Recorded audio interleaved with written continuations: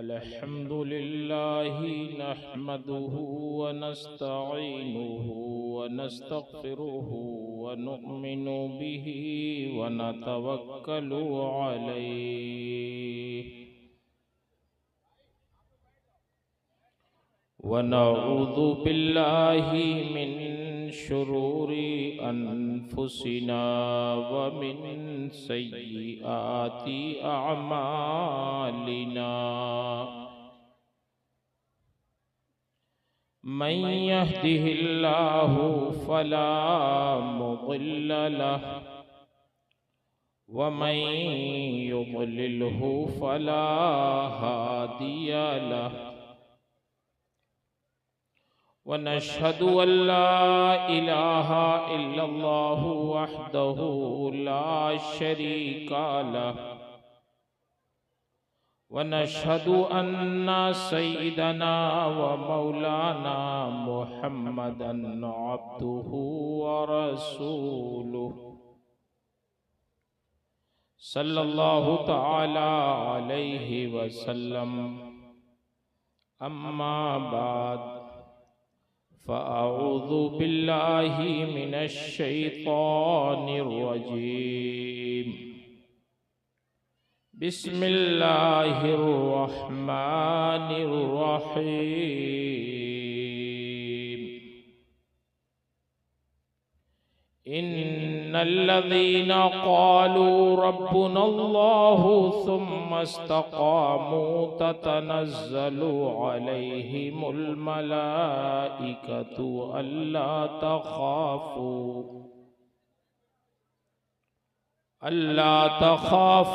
व ला तहज़नू व अबशिरू बिल जन्नह व अबशिरू बिल जन्नतिल्लती कुन्तुम तुअदून। आमन्तु बिल्लाह सदक़ल्लाहुल अज़ीम व सदक़ रसूलुहुन नबियुल अमीनुल करीम व नहनु अला ज़ालिका लमिनश शाहिदीना वश्शाकिरीन वल्हम्दुलिल्लाहि रब्बिल आलमीन। इंतहाई अक़ीदत व मोहब्बत और एहतराम के साथ बारगाहे रिसालत मआब सल्लल्लाहु ताला अलैहि वसल्लम में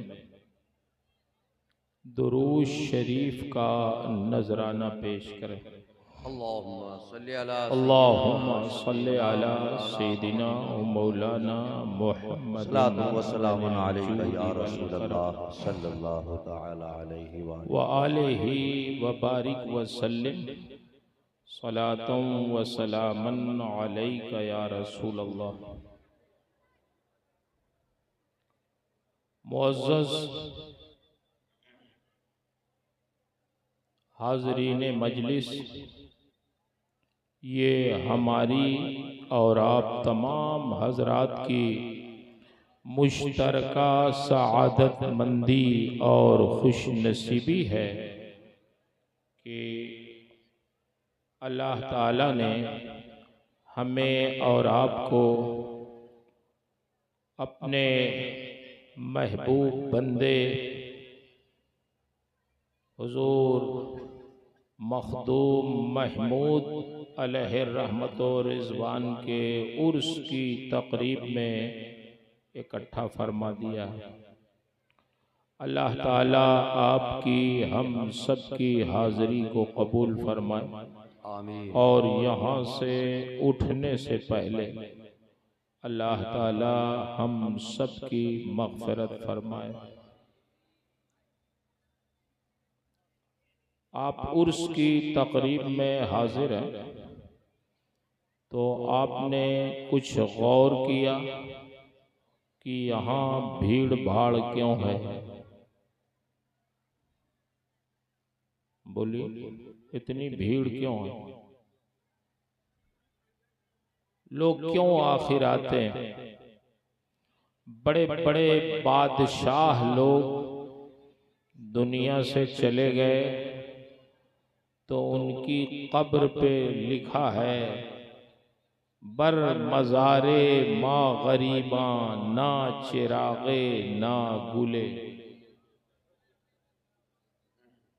कि हम लोगों ने इतने दिनों तक हुकूमत की मगर हमारी कब्र पर न कोई फूल डालने वाला है न कोई चिराग जलाने वाला।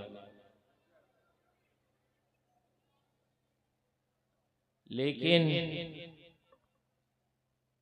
जो अल्लाह के नेक बंदे होते हैं उनकी जिंदगी में तो भीड़ लगती ही है, उनके विसाल के बाद भी उनकी बारगाह में खिराज अकीदत पेश करने लोग हाजिर। कितना फूल डालते हैं लोग, कितनी चादर चढ़ाते हैं, कितने अकीदत से लोग आके खड़े होकर फातिहा पढ़ते हैं। आपने महसूस किया होगा कि दुनिया में रब्बुल आलमीन की बारगाह में ना हुकूमतों की कोई कद्र है ना मालो दौलत की कद्र है, असल अल्लाह के नेक बंदों की कद्र।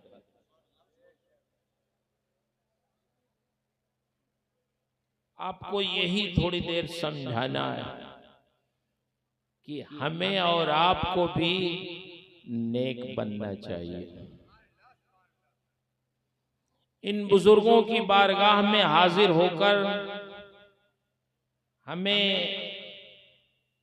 बहुत संजीदगी से गौर करने की जरूरत है कि आज इनकी बारगाह में इतनी भीड़ भाड़ क्यों है।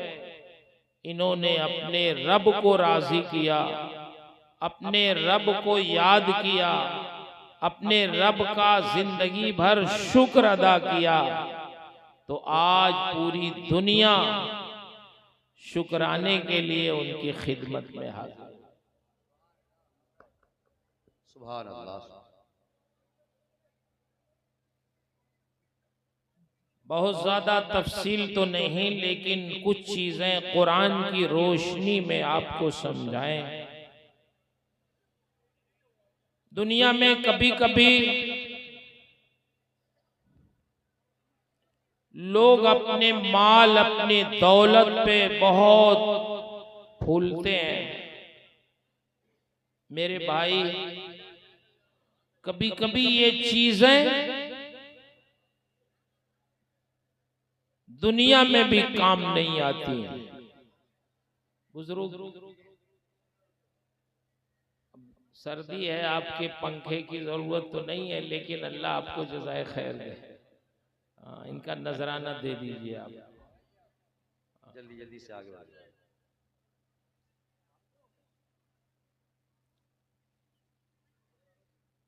मेरे भाइयों, बहुत सादगी के साथ मैं आपको बताऊं कि इस दुनिया में अगर आदमी का इंतकाल हो जाए और लोग सुन्नत के मुताबिक उसको गुस्ल देकर कफन पहनाकर उसके अजीज अकारिब बच्चे दोस्त अहबाब कब्र तक पहुंचा दें तो ये भी सआदत मंदी की बात। बेशक जिस दौलत पे, जिस जायदाद पे, जिन जमीनों और जायदाद पर हम कभी कभी फख्र करते हैं, वो जमीन जायदाद कभी कभी इतना काम नहीं आती कि हमारे मरने के वक्त उससे कफन भी मुहैया हो। एक साहब को उनके दुश्मनों ने मार के दरिया में डाल दिया। उनकी लाश बहते बहते बहुत दूर चली गई। जब फूल गई, ऊपर आई, पहचान में नहीं आती थी, पुलिस ने निकाला उसे, तो जो आबादी करीब में थी वहां ले गई, और वो मुसलमानों की आबादी थी, मस्जिद थी। तो उन्होंने कहा कि ये आपके किसी मुसलमान की लाश है, पहचान में नहीं आ रही ये कौन है, आप लोग इसका कफन दफन कर दें। तो इमाम साहब ने आधे घंटे तक उनके कफन दफन के लिए चंदे का ऐलान किया। अल्लाह, आधे घंटे तक कहते रहे, ऐलान करते रहे कि एक लावारिस लाश मिली है, इसके कफन दफन के लिए आप लोग चंदा दे दें। लोगों ने चंदा दिया तो आधे घंटे में उनके कफन दफन का इंतजाम हुआ। लोगों ने कफन दफन किया, न कोई रोने वाला, न कोई पहचानने वाला, न कोई खैरियत पूछने वाला, लोगों ने कफन दफन कर दिया। 3 महीने के बाद मालूम हुआ कि ये फला इलाके के जमींदार साहब, इनके पास कई 100 एकड़ जमीनें थी और करोड़ों रुपए इनके पास बैंक बैलेंस। आप गौर करें, जिसके पास सैकड़ों एकड़ जमीनें हो, करोड़ों रुपए बैलेंस हो, उसका कफन कभी चंदे से मुहैया हो। ये दुनिया है। बड़े बड़े दौलतमंद अपनी दौलत से फायदा नहीं उठा पाते। तो इस दुनिया में हम अपनी दौलत पे, अपने मनसब पे, अपनी जाहिरी इज्जत पे फख्र करते हैं। ये वो चीजें हैं जो दुनिया में भी हमारे काम नहीं आती, मरने पे भी नहीं आती काम। असल तो इज्जत उनकी है जिनके विसाल के बाद भी लोग आके खिराजे अकीदत पेश करें। सुभान अल्लाह, सुभान अल्लाह, सुभान अल्लाह। दुनिया में रहे इस तरह कि जब इस दुनिया से जाएं तो जाने पे भी लोग हमें याद करें और अल्लाह के वहां हमारा कुछ सरमाया मुहैया हो। हजरत अब्दुल्ला इब्ने मसूद रदी अल्लाह ताला अन्हु ने इरशाद उनका आपको सुनाए। उन्होंने इरशाद फरमाया, उतलुब क़ल्बका फी सलासते मवातिन, अपने दिल को 3 जगह तलाश करो। जैसे आप कभी हार्ट का शुबा होता है तो चेक कराते हैं कि रगें ब्लॉक तो नहीं, हार्ट कितना काम कर रहा है, दिल कितना काम कर रहा है, उसको चेक कराते हैं।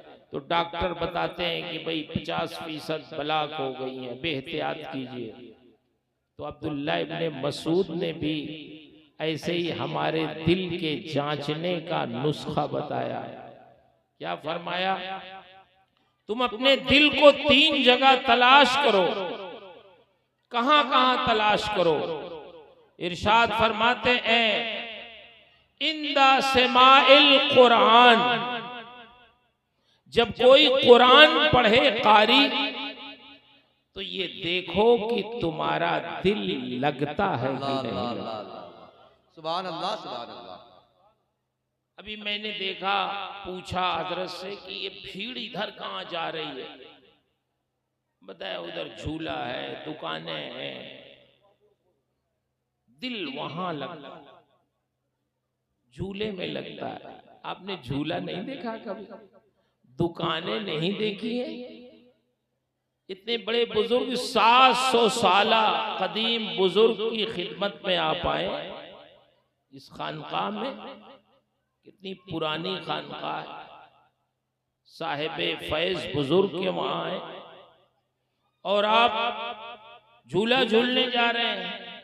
दुकानों पे भीड़ लगाएं इसका मतलब क्या हुआ? आपका दिल यहां नहीं लग रहा है बैठने में, यहां अल्लाह का जिक्र हो रहा है, अल्लाह के शुक्र की बात हो रही है, दीन की बात हो रही है, तो यहां दिल नहीं लगता। अब्दुल्लाह इब्ने मसूद फरमाते हैं, तुम अपने दिल को टटोलो कि तुम्हारा दिल कुरान जब कोई कारी पढ़ता है तो तबीयत सुनने की कहती है कि नहीं कहती? खुद जांचो। कभी होता है ना, तबीयत चाहती है उठो यहां से जल्दी, मजा नहीं आ रहा। दुआ करते हैं तो सोते हैं जल्दी से दुआ कर ले, नमाज पढ़ते हैं जल्दी से पढ़ लें, चले मस्जिद में दिल नहीं। इरशाद फरमाते हो फी मजालिसिज़ ज़िक्र, और अल्लाह के जिक्र की मजलिसों में बैठ के देखो कि दिल तुम्हारा बैठने को कहता है कि नहीं कहता। ये क्या मौलाना साहब सुना रहे हैं, मजा नहीं आ रहा है, चलो यार यहाँ से देखो झूला झूलते हैं, इधर चलते हैं, दुकानों पे जरा कुछ खाते पीते हैं, दिल नहीं लग रहा। अल्लाह के जिक्र की मजलिस में दिल नहीं लग रहा। वफी मकामिल खलवा, कभी जब तन्हाई में हो तो तन्हाई में बैठकर सोचें कि अल्लाह के कितने एहसानात हमारे ऊपर हैं और हमारी तरफ से कितनी नाफरमानियां। बैठ के गौर करें, मुहासबा करें अपना कि हम सुबह से लेके शाम तक अल्लाह की कितनी नेमतें इस्तेमाल करते हैं और हम फर्मा बरदारी कितनी करते हैं। हमने फजर पढ़ा कि नहीं पढ़ा, जोहर पढ़ा कि नहीं पढ़ा, असर हमने पढ़ी कि नहीं पढ़ी, मगरिब पढ़ी कि नहीं, इशा पढ़ के हम फारिग हुए कि नहीं। मुहासबा करें। अगर अब्दुल्लाह इब्ने मसूद फरमाते हैं फ़इन लम तजिद फी हाज़िल मवातिन, अगर इन 3 जगहों में तुम्हारा दिल नहीं लगता, बैठने को तबीयत नहीं कहती है, सुनने में मजा नहीं आता है, फसअलिल्लाह अन यमुन्ना अलैका बिक़ल्ब फ़इन्नहु ला क़ल्ब लक, तो तुम अल्लाह से दुआ करो कि अल्लाह मेरा ये दिल अब बेकार हो गया है, मेरा दिल बदल दे, दूसरा दिल अता कर दे जिसमें कुरान की मोहब्बत हो, तेरे जिक्र की मोहब्बत हो, तेरे शुक्र की मोहब्बत हो, क्योंकि ये जो मेरा दिल है अब काम नहीं कर रहा। अल्लाह सुभान अल्लाह। अल्लाह करे हम लोगों का दिल इन तीनों जगहों पे काम करे, आमीन। मेरे भाइयों, मैं आपको जरा कुरान की रोशनी में समझाऊं कितनी नेमतें हैं अल्लाह की जो हम इस्तेमाल करते हैं। कभी आपने गौर किया? सूरे वाक़िया आप पढ़िए और अपनी तख्लीक से लेके अल्लाह की नेमतों तक गौर करिए। अपनी तख्लीक से लेके नेमतों तक गौर करिए। अल्लाह ने तो हमें बड़े तरतीब के साथ समझाया है। पढ़ो कुरान। अफराइतुम मा तुमनून अअंतुम तख्लुकूनहु अम नहनुल खालिकून। मुझे बताओ, दुनिया का कोई माहिर से माहिर आर्टिस्ट हो, मुसव्विर हो, तस्वीर बनाने वाला हो, उसको लाओ पकड़ के, मैं उससे पूछता हूं कि हजरत की तस्वीर पानी पे जरा बना दो, तालाब के इस पानी पे तुम हजरत साहब की तस्वीर बना दो। मुसव्विर एक लकीर खींचेगा पानी पर, वो लकीर पानी में फैल जाएगी। एक नुक्ता रखेगा, रंग भरना चाहेगा, वो रंग पानी में फैल जाएगा। दुनिया में कोई ऐसा आर्टिस्ट और मुसव्विर नहीं है जो पानी पे किसी की तस्वीर बना दे, मगर हमारा रब है जो माँ के रहम में पानी के कतरे पर खूबसूरत इंसान बना दे। नारे तकबीर, नारे रिसालत, उर्से मुक़द्दस, उलमाए अहले सुन्नत। वाह वाह वाह, सुभान आप अल्लाह। गौर करें, इरशाद फरमाता है अफराई तुम नून, ए अल्लाह के बंदो, पानी के एक कतरे पर तुम खूबसूरत इंसान बनाते हो या हम बनाते हैं। शेख सादी फरमाते हैं देहद नुतफारा सूरत चूपरी के कर दस्त बर आप सूरत करी। ये सिर्फ रब्बुल आलमीन की शान है कि पानी के एक कतरे पर वो खूबसूरत इंसान बनाता है। दुनिया में कोई ऐसा नक्काश नहीं है, मुसव्विर नहीं है जो पानी पे किसी की तस्वीर बना दे। और मेरे भाइयों, कभी आपने गौर किया कितना खूबसूरत इंसान हमें और आपको अल्लाह ने बनाया है। हजरत आदम से लेके अब तक बेशुमार इंसानों को अल्लाह ने पैदा किया है, मगर मुझे बताओ किसी इंसान की शक्ल सूरत किसी दूसरे इंसान से 100% मिलती है? बोलो, मिलती? नहीं मिलती। शक्ल क्या मिलेगी? किसी इंसान के अंगूठे का निशान किसी दूसरे इंसान के अंगूठे पे।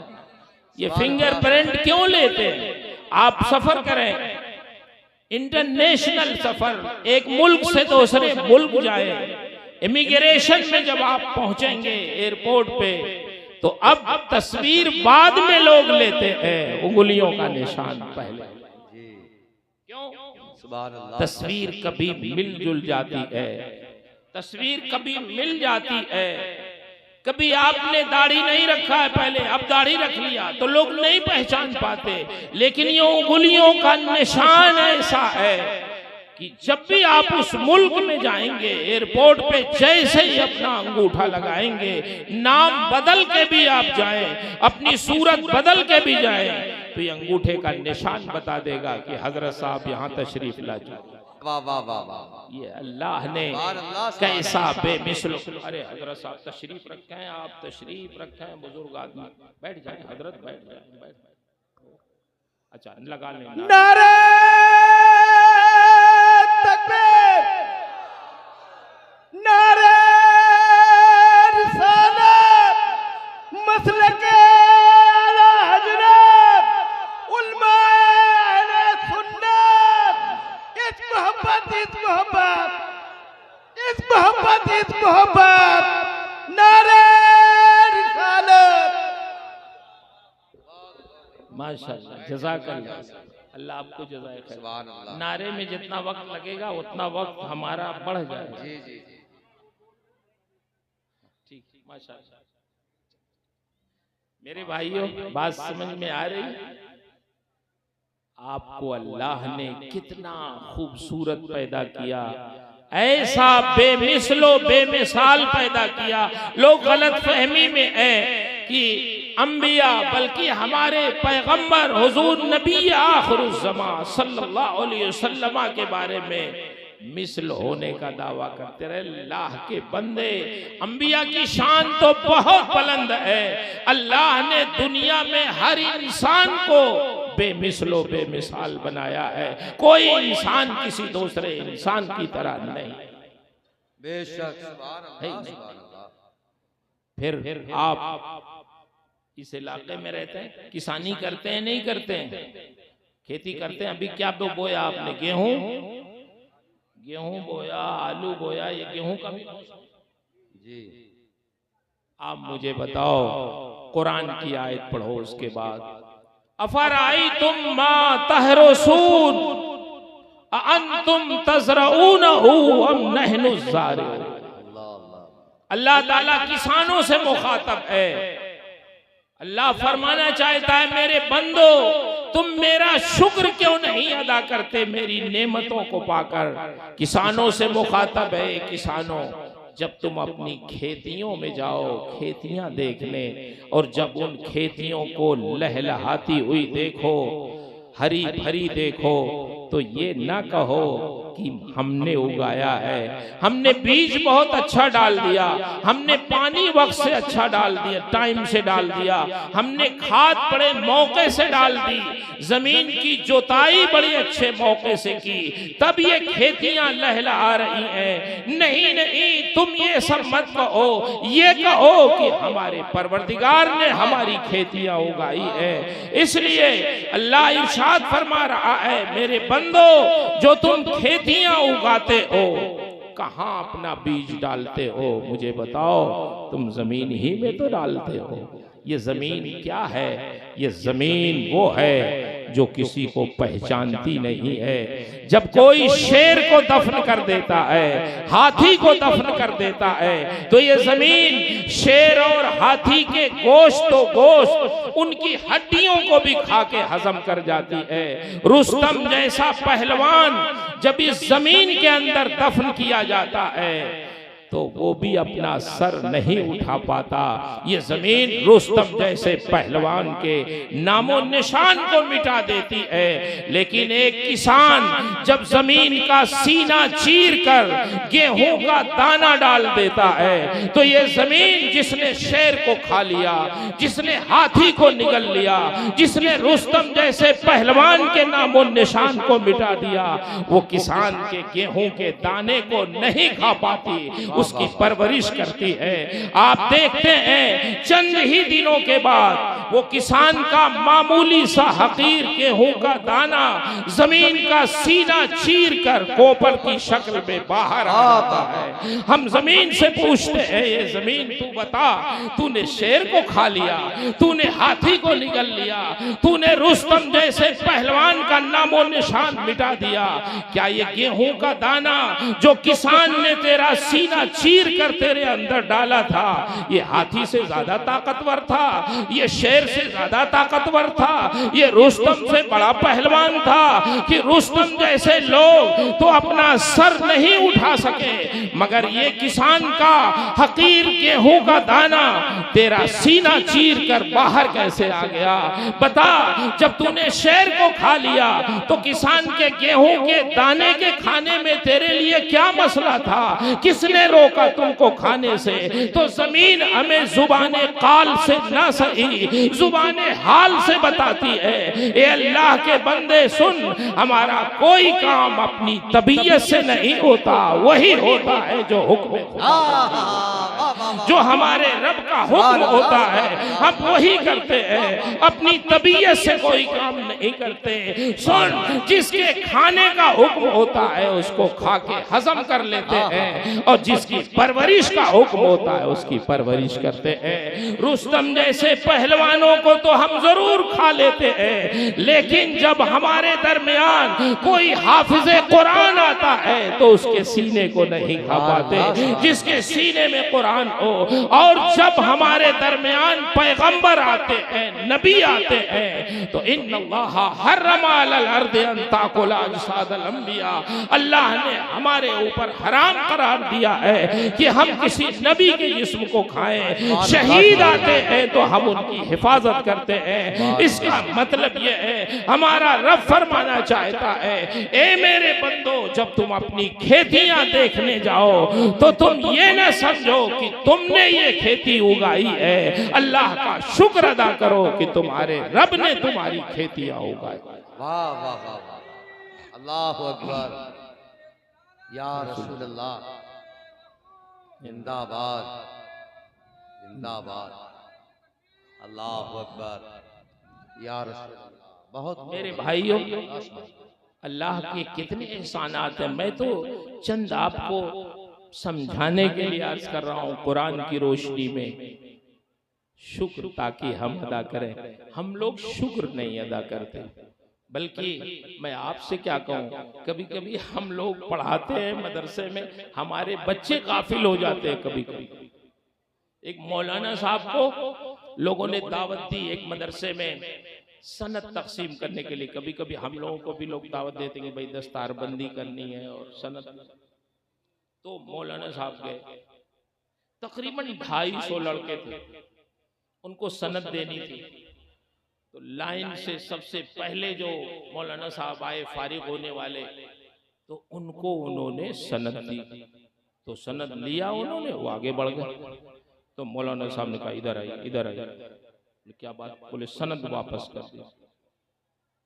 सनद दीजिए, वापस करिए। कहा हजरत क्या बात हो गई? अरे अल्लाह के बंदे, इतनी बड़ी सनद तुम्हें दी, तुमने जज़ाकल्लाह भी नहीं कहा। क्या बात है, वाह वाह, तुमने शुक्र भी नहीं, तो तुम इस काबिल नहीं हो कि तुम्हें हम सनद दें। अभी तुम और जरूरत है तुम्हारी पढ़ने, तुम्हारी तरबियत की जरूरत है। पढ़ा तो तुमने, लेकिन तरबियत। क्या बात, इतनी बड़ी सनद मिली, तुम्हारी जुबान से ये भी नहीं निकल सका जज़ाकल्लाह, अल्लाह आपको जज़ाए खैर। तो जो बंदों का शुक्र नहीं अदा करेगा वो अल्लाह का शुक्र क्या बात है। इसलिए अभी तुम्हें सनद नहीं देंगे, तुम और पढ़ो और सीखो। तो उस लड़के ने बड़ी माफी मांगी और कहा अब आप दे तो मैं इंशाअल्लाह जज़ाकल्लाह कहूँगा। उन्होंने खैर फिर दी, तो उसने जज़ाकल्लाह कहा। तो उसका नतीजा यह हुआ कि ये जितने मौलाना लोग आए सब ने जज़ाकल्लाह कहा सनद लेने। सुभान अल्लाह, ये तरबियत की भी जरूरत है। जी जी। आपको मैं बताऊं, मैं अपने इन बच्चों को समझाना चाहता हूं, अपने बुजुर्गों को, कि अपने घरों में अपने बच्चों को शुक्र की तालीम दें कि वो शुक्र अदा किया। मैंने अमेरिका में देखा, अगर जरा भी होश रखने वाले बच्चे को, जो बोलते हैं चलते फिरते हैं, अगर उनको एक टाफी भी आप दे दें किसी मुसलमान के बच्चे को जिनके घरों में तरबियत है, तो वो जज़ाकल्लाह जरूर कहेंगे। छोटे छोटे बच्चे अगर उन्होंने जज़ाकल्लाह नहीं कहा और उनके वालिदैन ने देख लिया तो फौरन टोकेंगे, बेटा अंकल ने तुम्हें टाफी दी, तुमने जज़ाकल्लाह नहीं कहा, तुमने थैंक किया, तुमने शुक्रिया नहीं अदा किया, शुक्रिया अदा करो, थैंक यू। तो ये समझाने की जरूरत है मर्तबे कैसे बुलंद होते हैं, अल्लाह का शुक्र अदा करने से बुलंद। ये जो आप बैठे हुए इन बुजुर्गों की बारगाह में, ये वही लोग हैं जो अल्लाह का शुक्र अदा करने वाले लोग, शाकिरीन की जमात। मैं अर्ज कर रहा था, हम अपने रब के एहसानात को देखें। कुरान की वही सूरत सूरह वाक़िया, उसके बाद अल्लाह इरशाद फरमाता है, अफराइतुमुल माअल्लज़ी तशरबून अअंतुम अंज़लतुमूहु मिनल मुज़्नि अम नहनुल मुनज़िलून। आप बहुत खुश नसीब हैं, हिंदुस्तान के उस इलाके में रहते हैं जहां पानी बहुत ऊंचाई पे है, निकल जाता है। कितने फीट पे पानी निकल जाता है आपके वहां? 40 पे, 50 पे जी, 130-40। आप राजस्थान चले जाएं, वहां पानी पीने का जमीन से नहीं निकलता। बासनी का इलाका, नागौर का इलाका आप जाएं, जाना कभी कभी हम लोगों को होता है जलसों में, इम्तिहान वगैरह लेने के लिए मदारिस हैं, वहां आप जाके देखेंगे पानी जमीन से जो निकलता है बिल्कुल खारा होता, वो भी निकलता बड़ी मुश्किल से, सैकड़ों फीट अंदर गलाता है, 1-1000 फीट। और पानी कैसा निकलता? खारा। उससे नहा लीजिए तो ये खालें भी खुश्क हो जाती है। पानी कौन सा पीते हैं वो? बारिश का। बारिश का पानी खुसूसियत ये मीठा होता है। बड़े बड़े तालाब उन्होंने खुदवाए हैं इसी मकसद के लिए, मुलाजिम रखे हैं उस पे, उसी तालाब का पानी साल भर तक पीते हैं। अपने घरों में उन्होंने टैंक बनाए हैं, उसमें बरसात का पानी इकट्ठा कर लेते हैं, वही पीते हैं। हम लोग शाम का रखा हुआ पानी सुबह को नहीं पीते, कहते हैं ये बासी हो गया। बोलिए, और उनका साल भर का पानी बासी नहीं होता। ये बारिश का पानी जो लोग पी रहे हैं, मीठा पानी, इसके बारे में हमारा रब इरशाद फरमाता है, अफराइतुमुल माअल्लज़ी तशरबून, वो पानी जो तुम पी रहे हो मीठा बारिश का, ये कौन आसमान से नाजिल करता है? सुभान अल्लाह। इरशाद फरमाता है अंतुम अंज़लतुमूहु मिनल मुज़्नि अम नहनुल मुनज़िलून, तुम बरसाते हो आसमान से कि हम बरसाते हैं। रब्बुल आलमीन इरशाद फरमाता है, सुनो ये बारिश का पानी, उसके इरशाद फरमाने का मतलब ये है, ये बारिश का पानी समंदरों का पानी होता है। ये बादल समंदरों से पानी लेते हैं और समंदरों का पानी कैसा होता है? खारा होता है। लेकिन वही समंदरों का पानी जब बादल बरसते हैं तो मीठा कैसे हो जाता है?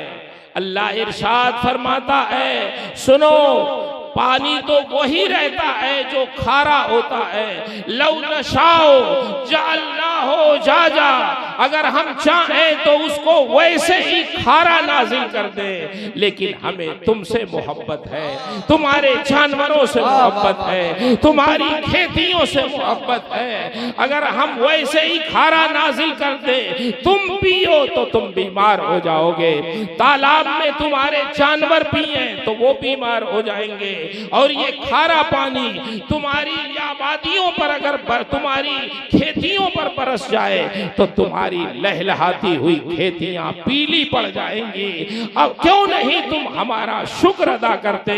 जब पानी पियो तो शुक्र अदा करो कि ये मीठा पानी हमारे रब ने नाजिल किया है। दुनिया में कोई ऐसा नहीं है जो मीठा पानी फराहम कर दे। ये पानी भी पियो तो अपने रब का शुक्र। सुभान अल्लाह।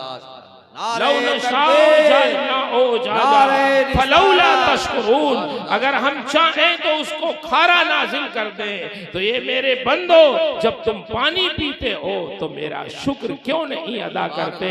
तुम अल्हम्दुलिल्लाह भी नहीं कह पाते, तुम ये नहीं कह पाते अल्लाह का शुक्र है। मेरे भाइयों, जरूरत इस बात की है कि हम उठते बैठते अपने रब का शुक्र अदा किया करें। सुभान अल्लाह, सुभान अल्लाह। दूध आप पीते हैं, कभी गौर किया ये दूध कैसे बनता है, कैसे निकलता है? अल्लाह ने ये भी हमें समझा दिया। सूरह नहल पढ़ो, इरशाद फरमाता है व इन्न लकुम फिल अनआमि लइब्रा, तुम्हारे लिए जानवरों में भी इबरत और निशानियां हैं। अपने रब की कुदरत देखो, अपने रब के एहसानात देखो।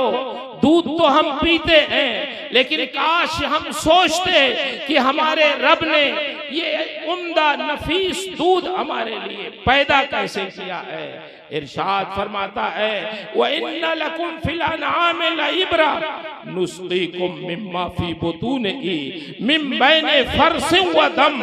ए अल्लाह के बंदो, तुम कभी ये मत सोचना जब तुम्हारी गाय, तुम्हारी भैंस, तुम्हारी बकरियां दूध दे तो ये न समझना कि तुमने बहुत अच्छा चारा खिला दिया है इसलिए वो दूध दे रही है। नहीं नहीं, ये दूध पैदा कैसे होता है?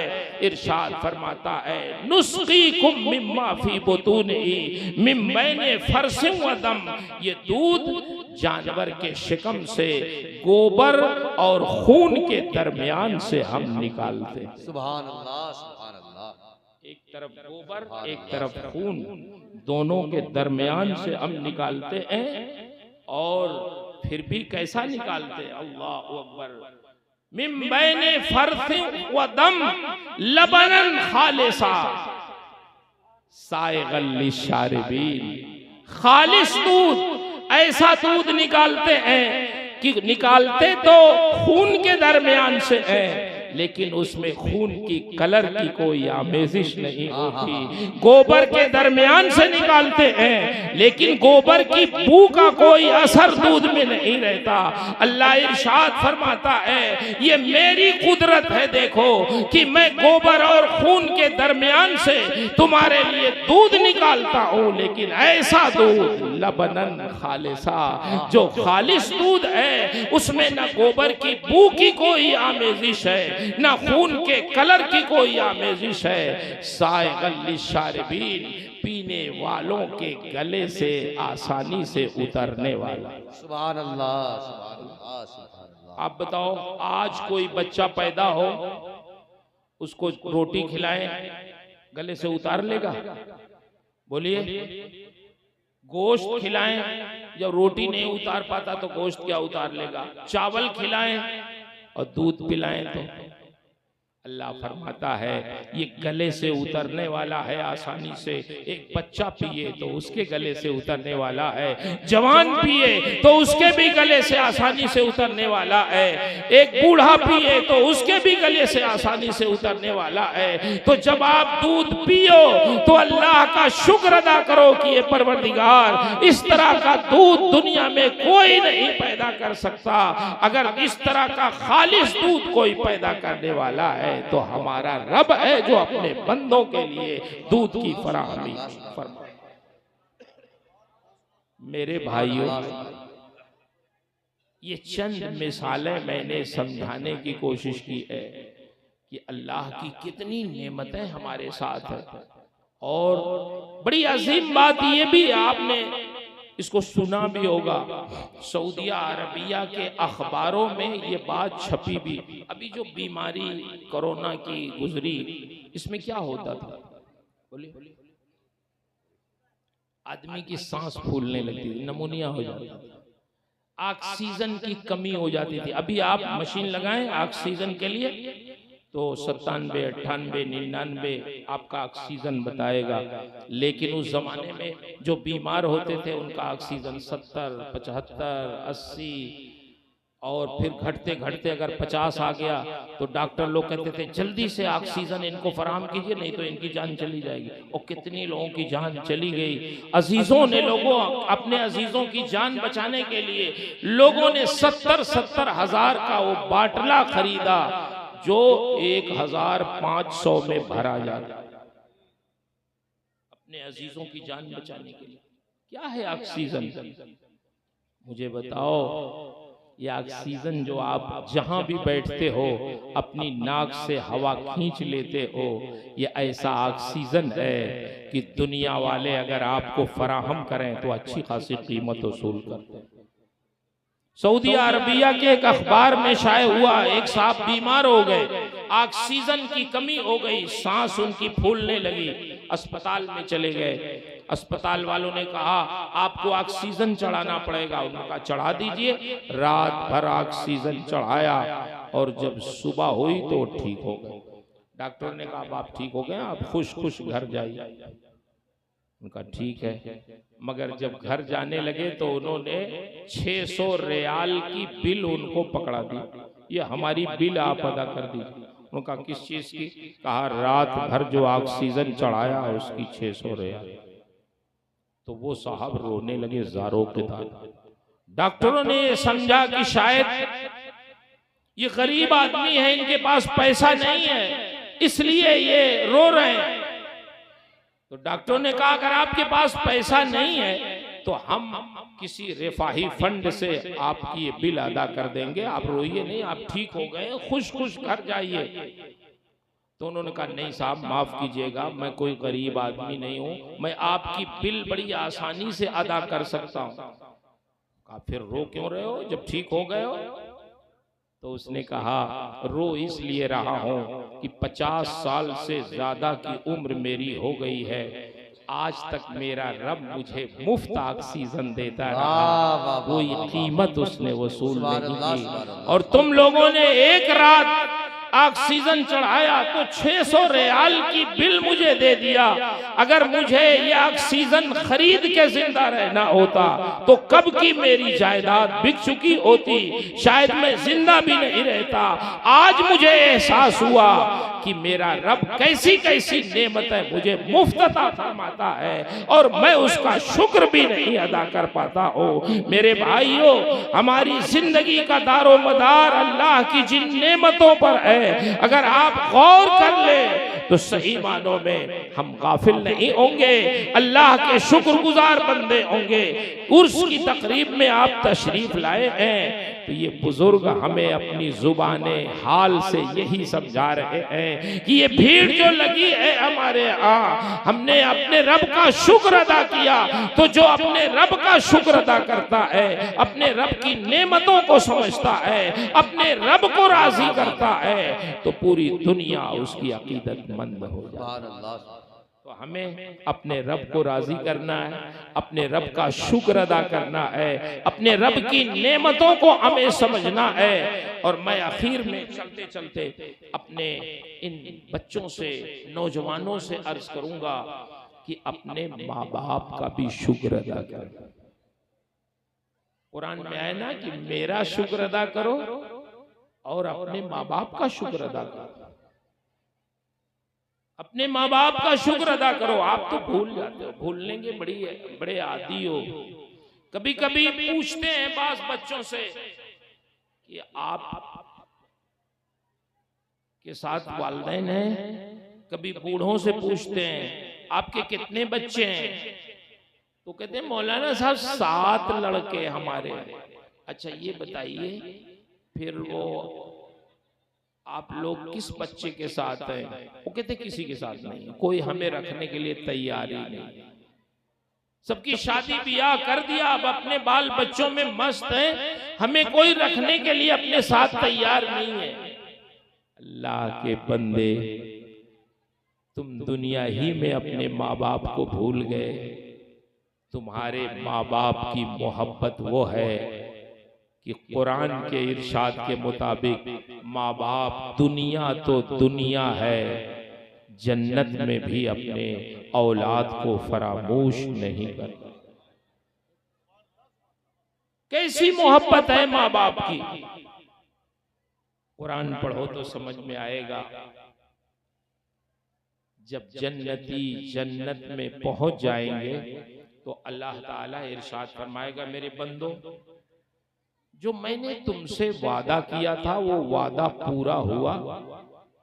जन्नती अर्ज करेंगे, हाँ ए मौला, तूने जो वादा फरमाया था जन्नत का वो वादा पूरा हुआ, बहुत अच्छी तरह पूरा हुआ। ए अल्लाह, जन्नत में ऐसी नेमतें तूने हमारे लिए रखी है कि किसी आंख ने देखा नहीं, किसी कान ने सुना नहीं, किसी दिल पर ख्याल नहीं गुजरा। इन नेमतों का कोई सोच भी नहीं सकता कि जन्नत की नेमतें कैसी हैं। मिसाल दी जा सकती है, लेकिन जन्नत की नेमतों के मिसल दुनिया की कोई नेमत नहीं हो सकती। अल्लाह, जन्नत की नेमतों का हाल ये है, वलकुम फीहा मा तश्तही अनफुसुकुम, जन्नत में हुक्म और आर्डर की भी जरूरत नहीं है। जो हम सोचते हैं, ख्वाहिश करते हैं, जन्नत में वो नेमतें हमारे लिए तैयार मिल गई। सुभान अल्लाह। अल्लाह, जन्नत में सारी चीजें मुहैया है, मगर एक परवरदिगार, जन्नत में एक चीज नजर नहीं आ रही है। अल्लाह फरमाएगा, क्या नजर नहीं आ रही? तो जन्नती अर्ज करेंगे, हमारी औलाद जन्नत में नजर नहीं आ रही। कहाँ है हमारी औलाद? हमारे बच्चे कहाँ हैं? वो जन्नत में नजर नहीं आ रहे। वो भी तो मुसलमान थे, कहाँ है वो? अल्लाह इरशाद फरमाएगा, मेरे बंदो, तुम्हारी औलाद भी जन्नत में है, लेकिन उनका अमल तुम्हारे अमल की तरह नहीं था। तुम्हारा अमल बहुत बेहतर था, तो तुम्हारा मकाम जन्नत के ऊपर वाले तबके में है, और तुम्हारी औलाद का मकाम जन्नत के निचले तबके। वो तुमसे नीचे और तुम ऊपर वाले तबके में हो। अल्लाह ये भी फरमा सकता था कि मेरे बंदो, तुम जाओ नीचे वाले तबके में, अपनी औलाद से मिल के चले आओ ताकि तुम्हारी निगाहें ठंडी हो जाएं। मगर जब अल्लाह जन्नत में किसी को बुलंद मर्तबा अता फरमा देगा तो फिर उसको नीचे नहीं भेजेगा। इरशाद फरमाएगा, कुरान में आया है कि हमने उनके साथ उनकी ज़ुर्रियत को भी लाहिक कर दिया। इरशाद फरमाएगा, हम तुम्हारी खुशी के लिए, कि ताकि तुम्हारी निगाहें ठंडी हो जाए अपनी औलाद से, जन्नत में तुम खुश हो जाओ, जैसे और सारी नेमतें पाके तुम खुश होते हो, तो अपनी औलाद को भी देखकर खुश हो जाओ। इरशाद फरमाएगा, हम तुम्हारी औलाद को भी तुम्हारे तबके में जन्नत के पहुंचा देते हैं, ताकि तुम्हारी निगाहें तुम्हारी औलाद से ठंडी हो जाए और तुम खुश हो जाओ। मेरे भाइयों गौर करो, बच्चों नौजवानों, आप सोचो कि माँ बाप की मोहब्बत ऐसी है कि वो दुनिया तो दुनिया, आखिरत में भी अपनी औलाद को जन्नत की नेमतें भी पाके नहीं भूलते। और हमारा हाल ये है कि दुनिया में शादी ब्याह होने के बाद बाल बच्चों को पाके हम इसी दुनिया में अपने माँ बाप को फरामोश कर देते हैं, उनका शुक्र नहीं अदा करते, उनकी खिदमत नहीं करते, उनकी निगाहों को ठंडक नहीं पहुंचाते, जबकि हमारा रब इरशाद फरमाता है मेरा शुक्र अदा करो और अपने माँ बाप का शुक्र अदा करो। सुभान अल्लाह। तो हमें शुक्र की जुबान इस्तेमाल करना चाहिए, अपने दिल को नर्म रखना चाहिए और जिंदगी मजहबी अदा करना चाहिए। अल्लाह इरशाद फरमाता है वहुवा यतवल्लस सालिहीन, अल्लाह ताला नेकों की मदद फरमाता, नेकों की मदद फरमाता। हम नेक बने तो इंशाअल्लाह हमारी मदद होगी। हम गुनाहों से परहेज करें। जैसे आप एक मिसाल देके मैं आपको समझाऊं, जब आप डॉक्टर के वहां जाते हैं तो इलाज डॉक्टर बताता है और क्या बताता है? परहेज बताता है। परहेज बताता है फला चीज मत खाइएगा, फला चीज, अगर शुगर के मरीज हैं तो बताएगा फला चीज मत खाइएगा, फला चीज मत खाइएगा, फला चीज मत खाइएगा। तो हम नहीं खाते हैं, बचते हैं। क्यों? हमारे जिस्म को नुकसान होगा। तो दवा भी खाना जरूरी है, परहेज भी करना जरूरी है। ऐसे ही अल्लाह की इबादत भी करना जरूरी है अपनी मजहबी जिंदगी के लिए, और साथ ही साथ गुनाहों से बचना भी जरूरी है। जब हम गुनाहों से बचेंगे तो फिर रब तबारका व तआला हमारी ऐसी मदद फरमाएगा जैसे हजरत यूसुफ अलैहिस्सलाम की मदद जुलेखा के महल में अल्लाह ने फरमाई थी। वाह वाह वाह वाह। हजरत यूसुफ अलैहिस्सलाम को हजरत जुलेखा ने बुलाया अपने महल में, और नीयत अच्छी नहीं थी तो गए आप। वो अजीज़े मिस्र की बीवी थी, उनके महल में 7 दरवाजे थे। मैं अपने नौजवानों से बिलखुसूस मुखातब हूं, जब कभी बुराई हमें दावत दे और उस वक्त गुनाहों से आप बच जाइए तो फिर अल्लाह को ये बचना बहुत पसंद है। 7 दरवाजे उनके महल में थे। हजरत यूसुफ अलैहिस्सलाम अंदर गए, सुलेखा ने कहा हाय तलक, आप मेरे करीब आए। आपने फरमाया माज़ अल्लाह, अल्लाह की पनाह, मैं गुनाह के करीब नहीं जा सकता। और वहां से भागे। जानते थे आप, जुलेखा ने 7 दरवाजों में बड़े बड़े ताले लगवा दिए थे। एक नौजवान भागे भी तो एक दरवाजा ही उसके लिए काफी था बाहर न जाने के लिए जिसमें ताला लगा हो, लेकिन 7 दरवाजे एक नौजवान के लिए, हजरत यूसुफ अलैहिस्सलाम के लिए 7 ताले लगाए गए।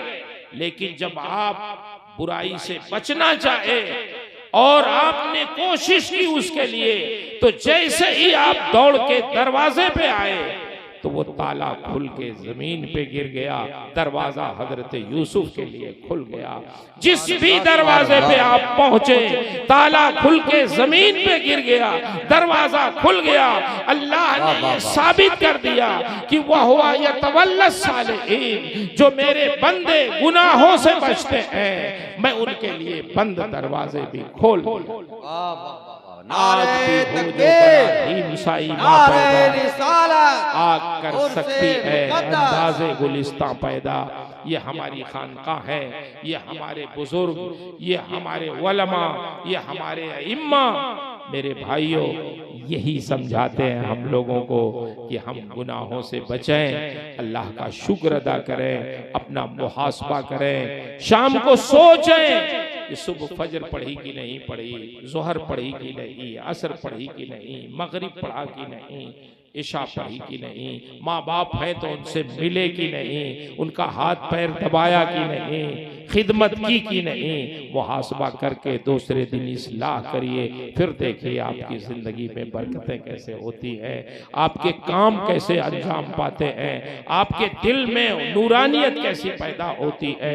गाफिल मत रहें, ये हमारी खानकाहें हमें पाकीज़ा बनाने के लिए हैं। अल्लाह ताला हम सबको तौफीक़ात खैर से नवाजे और इस उर्स की बाबरकत तकरीब को रब्बुल आलमीन और बाबरकत बनाए। जो हमारे भाई, जो हमारी बहनें बेटियां मेलों में आके उसी को असल समझती है कि मेले में रहना हमारी कामयाबी है, इसका मतलब ये है कि जिक्र की मजलिस में दिल नहीं लगता है तो दिल बदलने की जरूरत है। मजलिसों में बैठ जाया करें। हो सकता है कोई बात किसी आलिम की, किसी बुजुर्ग की, किसी हमारे असलाफ और हमारे इन अइम्मा की, हमारे उलमा मशाइख की दिल में जगह कर जाए तो हमारे दिल की दुनिया बदल सकती है।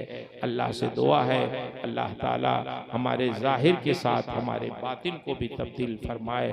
और जो कुछ मैंने अर्ज किया इस मुख्तसर से वक्त में, इसमें जो हक कहा, जो सही कहा, जो सवाब कहा, वो सब मेरे रब की तरफ से है। और जो मैंने कहने में, मेरी ताबीर में, मेरे बयान में, मेरे खुद समझने में जो गलतियां हुई हैं, जो बयान करने में गलतियां हैं, वो सब मेरी तरफ से है। अल्लाह मुझे हक कहने, हक सुनाने, खुद हक पे कायम रहने और हक की नशर व इशाअत की तौफीक अता फरमाए। अस्तगफिरुल्लाह रब्बी मिन कुल्लि ज़ंबिन व अतूबु इलैह। अस्सलामु अलैकुम व रहमतुल्लाहि व बरकातुहू।